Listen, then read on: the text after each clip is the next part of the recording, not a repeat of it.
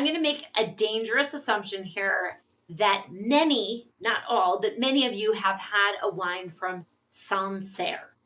If you haven't, Sancerre is in what is called the Central Vineyards or the Center Loire. And it is in the Loire Valley. So we're going back to the Loire Valley if you've already had the Chenin from Anjou. But this is a really different part of the Loire. The Loire is the longest river in France. We are at the absolute eastern end of the Loire Valley. And it's called the Central Vineyards because they are in the middle of France.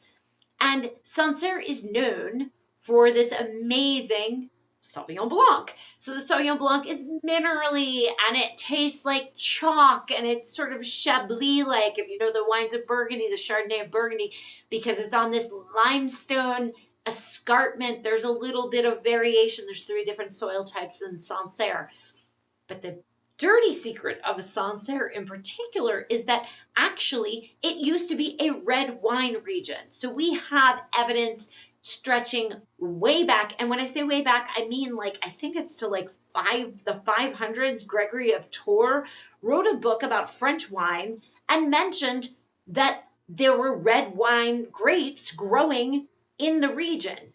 What we absolutely do know is that when the monks came from Burgundy, they planted Pinot. And Pinot was the grape for this region for perpetuity until phylloxera. Phylloxera is the aphid or the root louse that came from the United States. It jumped on, it just came on some grapevines, didn't bother the American rootstock, but then once it got to France, wound up destroying many of the French vineyards, most of the French vineyards. And so by the 1890s, everything was decimated.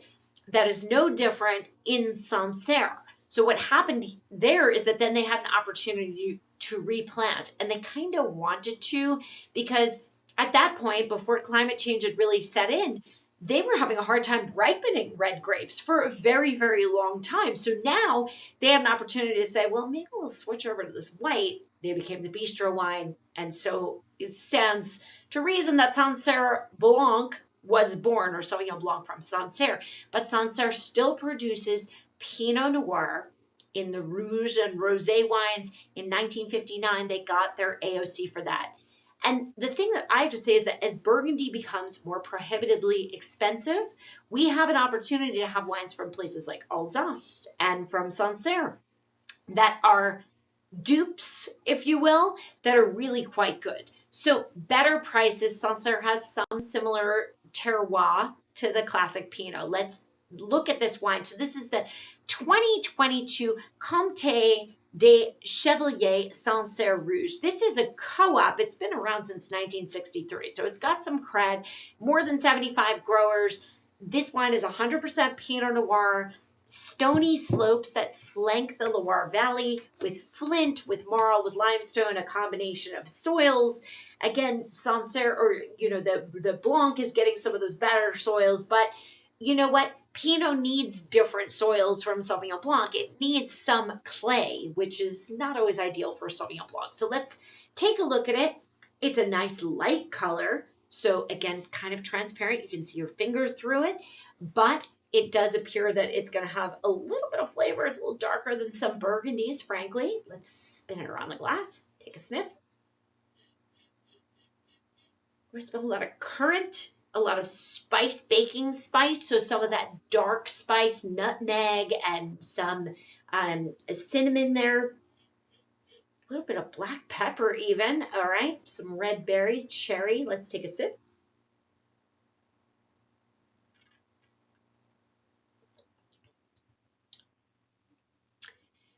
Delicious. So this is a simpler version, but you still have some of the earthiness. You have red berry, cherry, that red currant, spice. This is also going to be great with food, but you could also have this alone. If you notice, my glass is a little bit frosted because I have chilled this wine.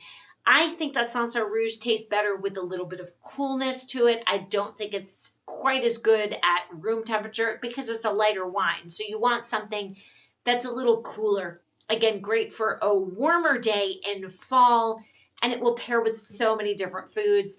All of the things that you would pair any lighter style Pinot with, this wine will go with. Again, salmon and tuna.